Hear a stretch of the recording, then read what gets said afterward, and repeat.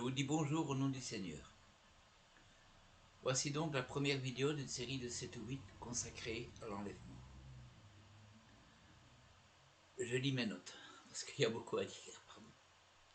L'idée d'un enlèvement, tel que nous le pensons, tel que beaucoup de chrétiens le pensent, est largement répandue parmi les chrétiens évangéliques, qui s'attendent à ce que Yeshua revienne à tout moment, sans le moindre avertissement, pour les emporter au ciel, où ils seront protégés des années dévastatrices de tribulations qui suivront. Cette opinion suscite tant de passion que pour beaucoup en contester le moindre élément revient à remettre en question la Bible elle-même.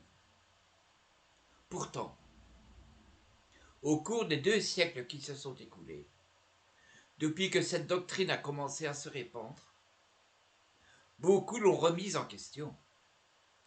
Des observateurs attentifs ont fait remarquer que si le scénario de l'enlèvement secret correspond à certains faits bibliques, il ne semble pas correspondre à tous.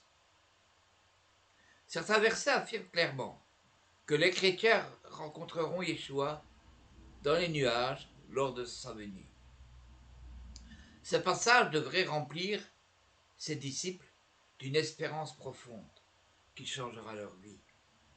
Nous examinerons plus tard certains de ces versets qui contiennent des descriptions inspirées de l'événement que l'apôtre Paul appelle notre bienheureuse espérance en Tite, chapitre 2 et au verset 13.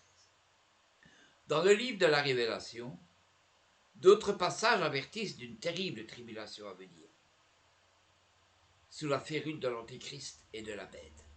De nombreux passages prophétiques dans la Bible décrivent cette époque. La grande tribulation, comme la période la plus horrible de l'histoire de l'humanité. Bien que celles qui l'ont précédée, bien pire encore que celles qui l'ont précédée. Nous verrons également quels sont ces passages. Beaucoup de gens s'interrogent à ce sujet. Certains se tournent vers la Bible, où ils trouvent des promesses de protection pendant cette période.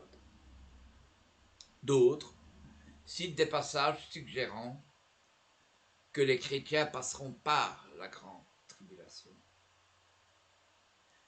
Bien que la rencontre prophétisée avec Yeshua dans les nuages est indéniable, certains se demandent quand celle-ci aura lieu, soit plusieurs années avant son retour, soit quelques jours, voire quelques instants, avant qu'il ne combatte les armées du monde lors de la bataille d'Armageddon.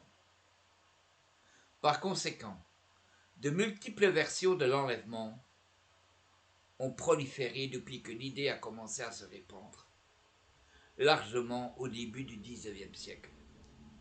Cela a obligé les croyants à nommer les différentes versions de cette théorie. Par exemple, les partisans d'un enlèvement secret avant la grande tribulation disent souvent croire dans un enlèvement pré-tribulationniste, au cours duquel les chrétiens seraient protégés au ciel pendant les années d'épreuve et de souffrance sur la terre. En revanche, les partisans de l'enlèvement après la grande tribulation, lors du retour de Yeshua pour prendre possession du monde, croient en un enlèvement post-tribulationniste, indiquant ainsi que les chrétiens devront endurer les épreuves de la grande tribulation et faire face à la terreur de l'Antichrist. Au fil des années, les concepts et les termes se sont multipliés, même si l'enlèvement signifie un enlèvement secret pour la grande majorité d'entre eux. Les désaccords sur ces questions ont brisé des assemblées et des familles. De nombreuses pages ont été écrites. De nombreux sermons ont été prononcés. et de nombreuses paroles agressives ont été prononcées entre amis, entre frères et sœurs, pour tenter de convaincre les autres de la véracité d'une théorie de l'enlèvement plutôt qu'une autre. Pourtant, Yeshua ne veut pas que ses fidèles disciples soient dans la confusion. Il veut qu'ils soient en mesure de tenir tous un même langage et de ne pas avoir de division. 1 Corinthiens chapitre 1, le verset 10. La confusion à ce sujet ne vient assurément, ni du Père, ni du Mashiach, car Dieu n'est pas un Dieu de désordre, mais de paix, comme dans toutes les églises des saints. 1 Corinthiens, chapitre 14, et le verset 33. Notez que le terme saint désigne ici tous les véritables disciples, partout dans le monde. Dieu attend de tous et toutes, en tout cas de ceux qui croient en Yeshua, qu'ils vivent dans la paix et l'unité. Si nous voulons cette paix, si nous voulons tenir le même langage, sans division, alors la question de l'enlèvement doit recevoir une réponse adéquate. Dieu le Père ne cherche pas uniquement des croyants sincères. Il cherche ceux qui sont attachés à la vérité. Jean 4, les versets 23 et 24. La vérité est importante. Quelle est donc la vérité sur l'enlèvement? Est-il imminent? Si oui, peut-il se produire à n'importe quel moment? Aura-t-il lieu avant ou après la grande tribulation? Les chrétiens seront-ils protégés de l'époque dangereuse à venir? Certains d'entre eux, voire tous, devront-ils traverser cette époque? Au cours des prochaines vidéos, nous verrons d'abord comment est apparu le concept de l'enlèvement. Puis, nous nous tournerons vers la parole inspirée de Dieu, la Bible, afin de comprendre par nous-mêmes le récit divin de ce qui aura lieu à la fin des temps. Nous nous efforcerons ainsi de suivre l'instruction inspirée de l'apôtre Paul. Examinez toutes choses et retenez ce qui est bon. 1 Thessaloniciens, chapitre 5, verset 21.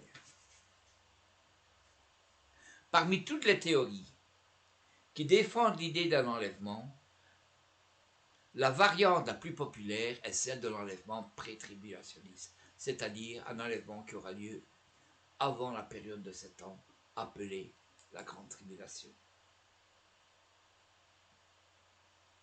Lorsque vous parlez de l'enlèvement, c'est ce à quoi pense la majorité des gens.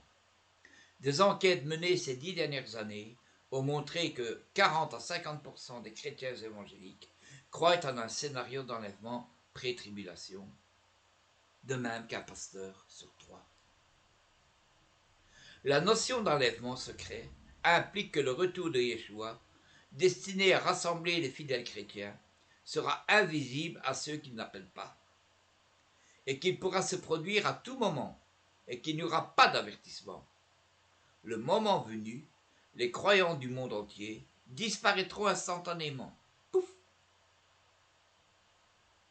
lorsqu'ils seront enlevés dans les airs. Dans le même temps, les croyants morts au fil des siècles seront ramenés à la vie et rassemblés.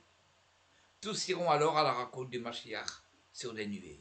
De là, il les amènera au ciel, afin qu'ils patientent pendant les années de la grande tribulation qui ravagera l'humanité. Jésus apparaîtra au monde entier, visiblement, à la fin de ces années de souffrance, et publiquement, avec tous ces chrétiens ressuscités et glorifiés, pour détruire l'Antéchrist et ses forces maléfiques, ainsi que pour inaugurer le royaume de Dieu. Les partisans de ce scénario fondent leur croyance sur 1 Thessaloniciens, le chapitre 4, et les versets 13 à 17, dont vous aurez la description dans les commentaires sous la vidéo. Ce passage est probablement le passage le plus important pour cet enseignement. Or, avant le XIXe siècle, des millions de personnes ont lu ce passage sans croire pour autant à un enlèvement secret qui emporterait les fidèles avant la grande tribulation. En fait, il n'existe aucune trace claire de l'enseignement d'un enlèvement secret et invisible avant cette époque. Bien que nous puissions trouver ici et là, avant le XIXe siècle, un commentaire isolé d'un érudit reflétant cet aspect de la théorie de l'enlèvement, il faut souvent faire preuve d'imagination pour y avoir une description complète de la doctrine moderne. Jean-Marc Taubois disait souvent, lorsqu'il parlait de cela, que pour connaître cette doctrine, il fallait être initié par des personnes qui avaient été elles-mêmes initiées à cet enseignement, soit en lisant